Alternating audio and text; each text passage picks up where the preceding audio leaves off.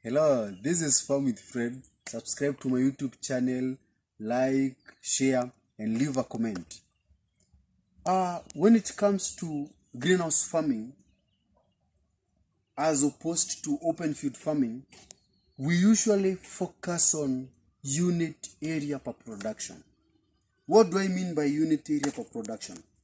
For example, in this area per meter squared, per 1 meter, how many crops do we have? That what matters.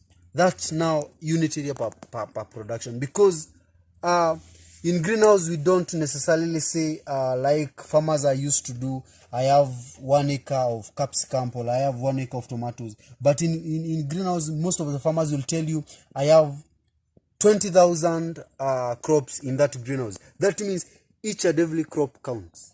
Each and every crops will produce something. So when it comes to production, at the end of it, we'll do our calculation as per every plant. How much is that crop giving us? How much is this crop giving us? So you have to manage, you have to take care of each and every crop. And I usually tell farmers that you have to know each and every crop by its name. You have to, because every time you're working in a greenhouse, we usually the treatment of the crop is as per the crop. If a deficiency is detected in this crop, yes, you can do fertilizer in the whole greenhouse because you detected in this one.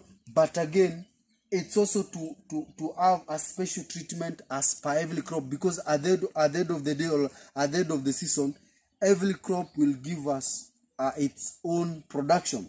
So you have to be very keen when it comes to production, because also in those that's where now varieties, species also comes in, because like in greenhouse there is a special variety that needs to be grown in a greenhouse that will give us the reason why we are taking a special varieties, because this variety after this period of time will give us this amount of production.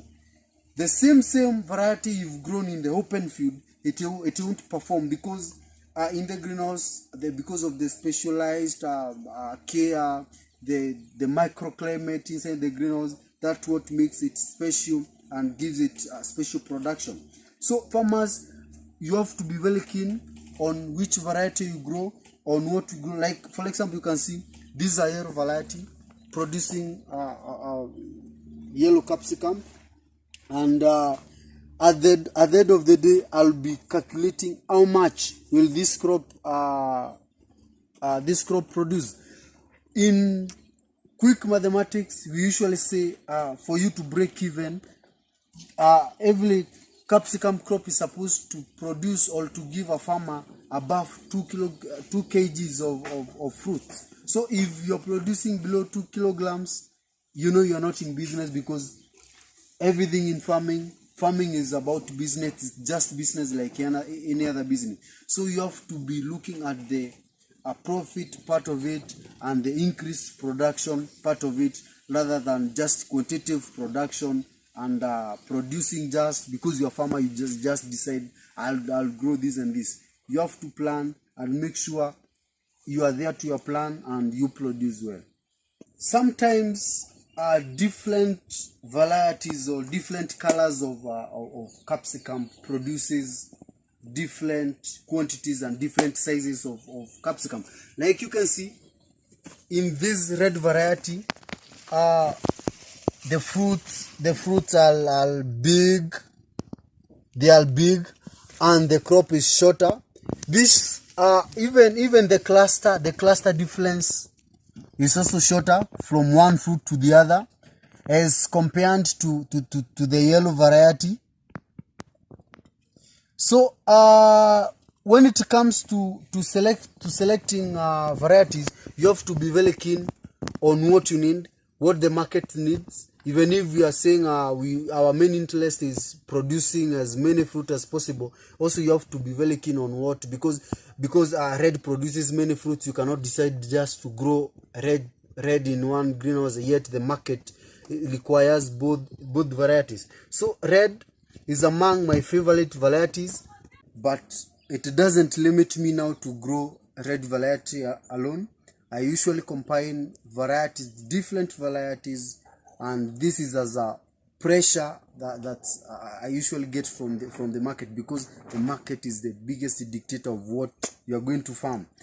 Yes, so you have to do the mixing and do and also do compare the production per unit area.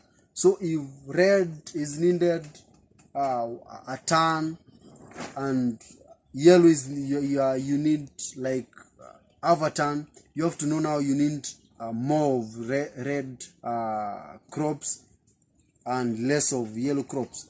So those are just simple tactics and simple steps when it comes to production.